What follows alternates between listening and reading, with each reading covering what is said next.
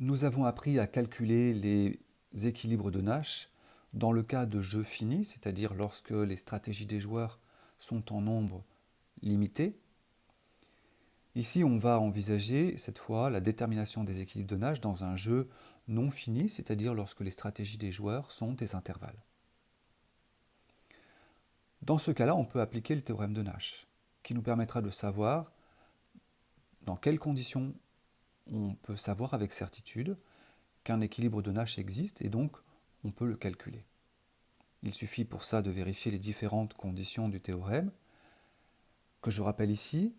Nous devons avoir des ensembles de stratégies qui sont des intervalles fermés et bornés, des fonctions d'utilité qui doivent être continues et concaves par rapport à la stratégie du joueur.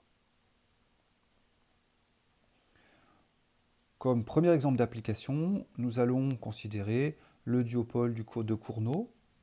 Je reprends ici les données de l'exercice précédent avec des fonctions d'utilité qui s'écrivent pour le joueur I face au joueur J, 1 moins SI moins SJ fois SI. Donc par exemple, l'utilité du joueur 1 qui dépend de sa propre stratégie et de la stratégie de l'autre va être égale à 1 moins S1 moins S2 multiplié par la quantité que le joueur 1 vend.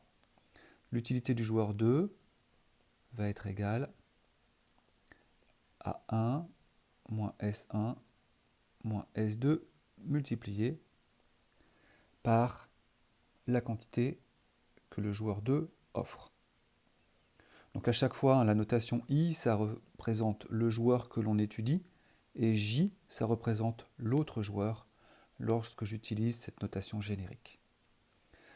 On va supposer ici que l'ensemble de stratégies du joueur I, que ce soit le joueur 1 ou 2, c'est l'intervalle entre 0 et 1. On peut faire cette hypothèse parce que vous pouvez vérifier qu'à partir du moment où il choisirait une quantité supérieure à 1, il ferait systématiquement des pertes, donc il ne le fera jamais. Si on fait cette hypothèse, on s'aperçoit que SI, l'ensemble de stratégies du joueur, c'est bien un intervalle fermé et borné. On peut vérifier que la fonction d'utilité des deux joueurs est continue par rapport aux deux stratégies et qu'elle est concave par rapport à la stratégie du joueur. Pour vérifier la concavité, on calcule la dérivée seconde de la fonction d'utilité du joueur par rapport à sa propre stratégie. On obtient moins 2, elle est donc négative, ce qui est une condition pour la concavité.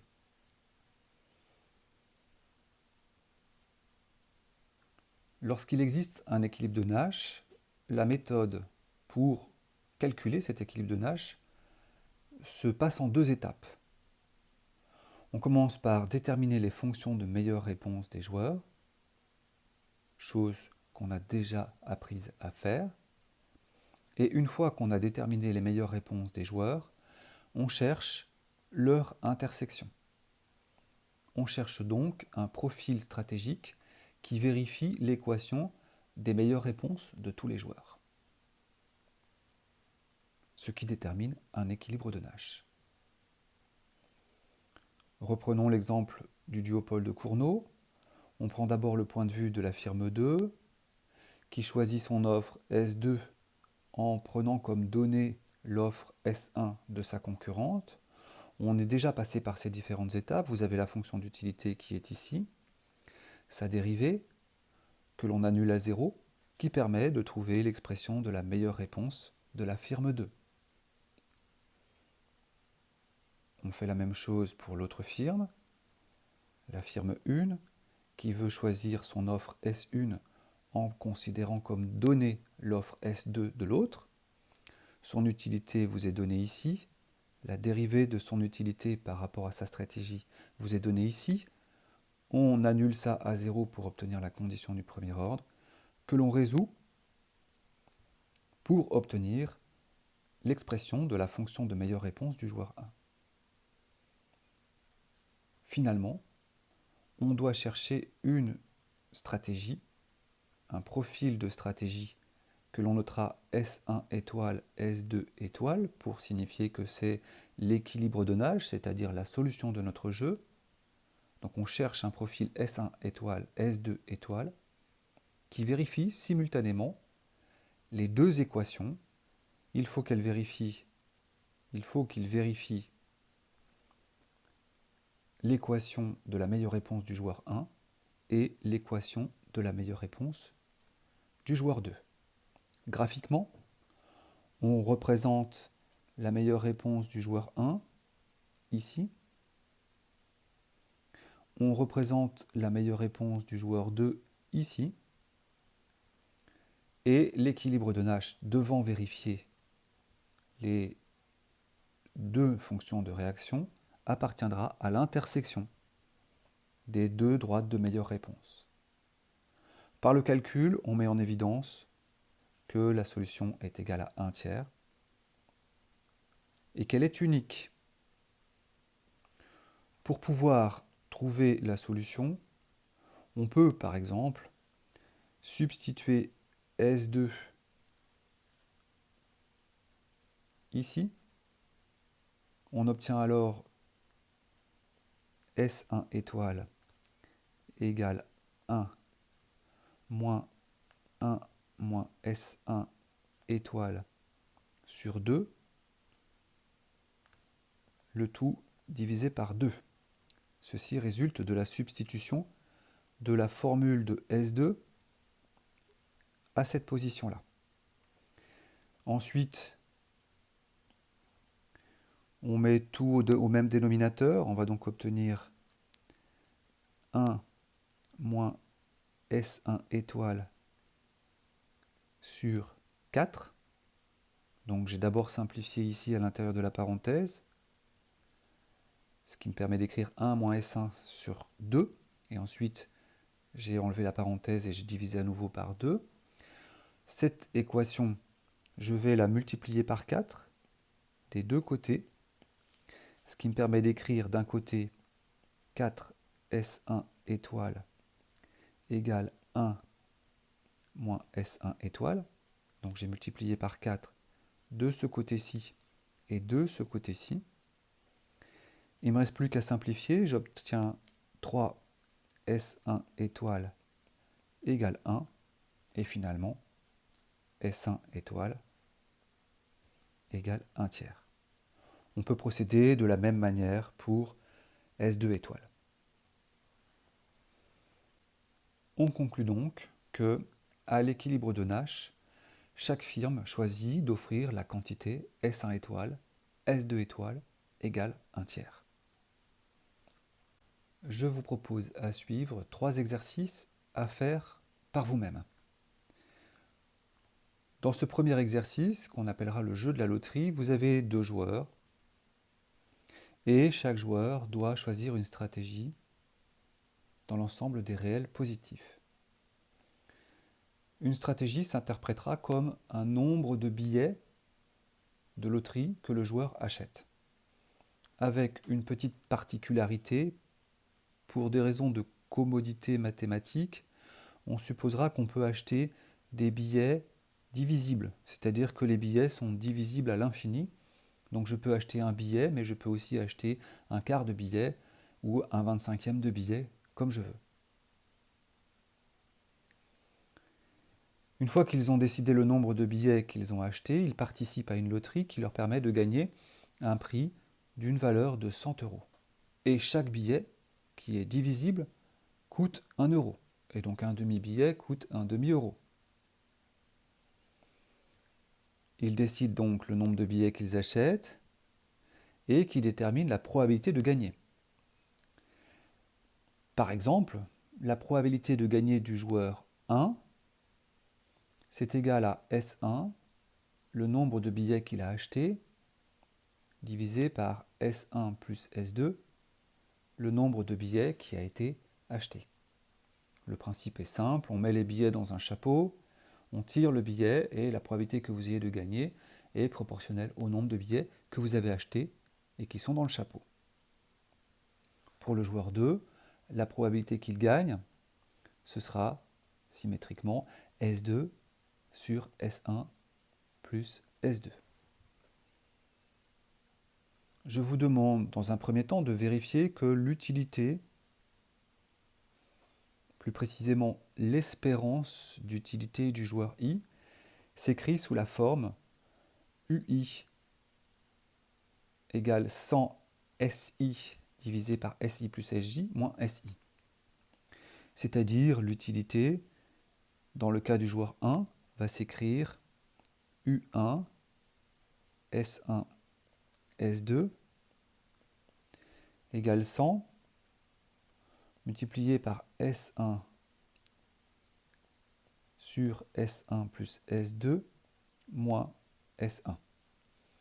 Il s'agit de l'espérance d'utilité qui reflète le fait que vous avez une certaine probabilité PI, P1 en l'occurrence, de gagner le lot de 100 € et une probabilité 1 moins P1 de ne rien gagner.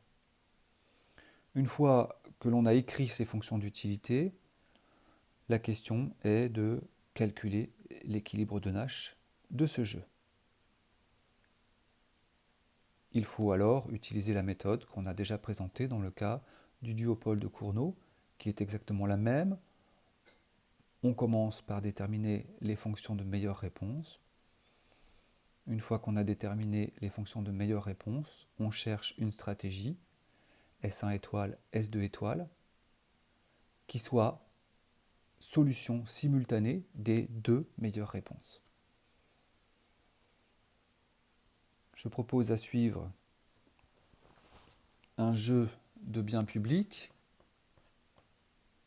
Dans ce jeu, on a un nombre n de joueurs, donc pas simplement 2 joueurs, mais n joueurs cette fois-ci, et chaque joueur choisit une stratégie dans l'ensemble des réels positifs.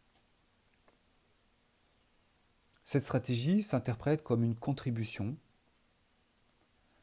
en vue de financer un bien public.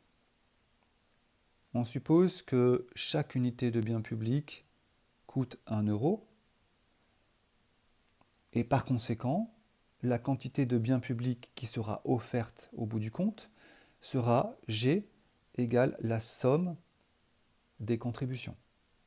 En effet, chaque contribution donne lieu à l'achat d'une unité de biens publics et donc la somme des contributions me donne la quantité totale de biens publics qui sera mise à disposition. On suppose que les joueurs retirent une certaine utilité, un certain bénéfice de la fourniture du bien public, et ce bénéfice, je vais l'écrire B, qui dépend de la quantité totale de biens publics qui est offerte, qui sera égale à 2 moins G sur 2 facteur de G. Donc, G, c'est la quantité totale de biens publics, et B, c'est la fonction de bénéfice. En sachant que la quantité totale de biens publics, on l'a dit, est égale à la somme pour tous les joueurs des contributions de chaque joueur. On en déduit que l'utilité d'un joueur, par exemple le joueur I, va être égale au bénéfice qu'il retirera de la quantité de biens publics offerte, auquel on enlèvera sa contribution. Il s'agit dans cet exercice de montrer que tout profil stratégique, S1 étoile, S2 étoile, etc., tel que leur somme est égale à 1, forment un équilibre de Nash de ce jeu. Pour résoudre cet exercice, on procède de la même façon. On calcule les meilleures réponses de chaque joueur et on doit vérifier que le profil stratégique que je propose, c'est-à-dire tout profil stratégique tel que la somme des contributions est égale à 1, vérifie simultanément les meilleures réponses de tous les joueurs. Si tel est le cas, on confirme que ce profil est un équilibre de Nash du jeu.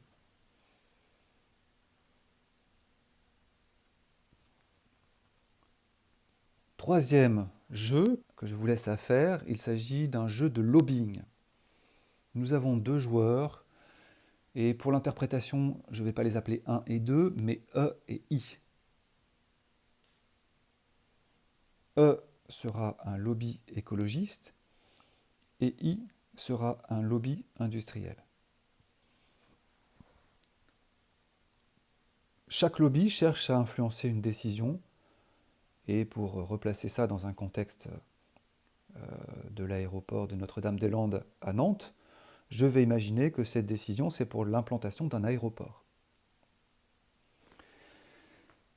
On suppose que l'implantation de cet aéroport produirait un dommage grand D pour les membres du lobby écologiste et qu'il produirait un bénéfice grand B pour les membres du lobby industriel. Pour influencer la décision, chaque joueur, chaque lobby industriel ou écologique va chercher à exercer une pression qui s'interprétera comme la stratégie SI dans l'ensemble des réels positifs. Cette pression prendra des formes multiples. On peut imaginer des blocus, des communications auprès de la presse, le paiement d'expertise, des tractations, financement de campagne électorale, pot de vin, tout ce qu'on peut imaginer. Mais tout ça, ce sera mesuré par une seule variable SI qui représentera l'effort de lobbying de chaque joueur. On supposera que la décision finale dépendra de l'effort relatif des joueurs et plus précisément, on supposera que la probabilité finale que l'aéroport soit implanté sera égale à, je vais l'écrire ici, SI, SE plus SI. Comme vous le voyez, plus l'effort de lobbying de l'industriel est grand proportionnellement à l'effort de lobbying total, et plus les chances que l'aéroport soit construit sont grandes. Inversement, plus SI est petit, et plus les chances de l'aéroport sont minces. Cette probabilité nous rappelle le jeu de la loterie, et ça fonctionne de la même manière. Je vous demande de montrer que l'espérance d'utilité de nos joueurs s'écrit de la manière suivante. Pour le lobby écologiste, son espérance d'utilité est égale à moins le dommage qu'il subit multiplié par la probabilité que l'aéroport soit construit, auquel on enlève son effort de lobbying qui est coûteux pour lui. L'utilité de l'industriel sera égale à plus B, le bénéfice de la construction de l'aéroport, multiplié par la probabilité que l'aéroport soit construit, moins son effort de lobbying qui est coûteux pour lui. Et je vous demande de déterminer l'équilibre de nage de ce jeu, toujours le même principe. Il s'agit de déterminer les meilleures réponses et de trouver une stratégie SE étoile, SI étoile, qui vérifie simultanément les meilleures réponses des deux joueurs.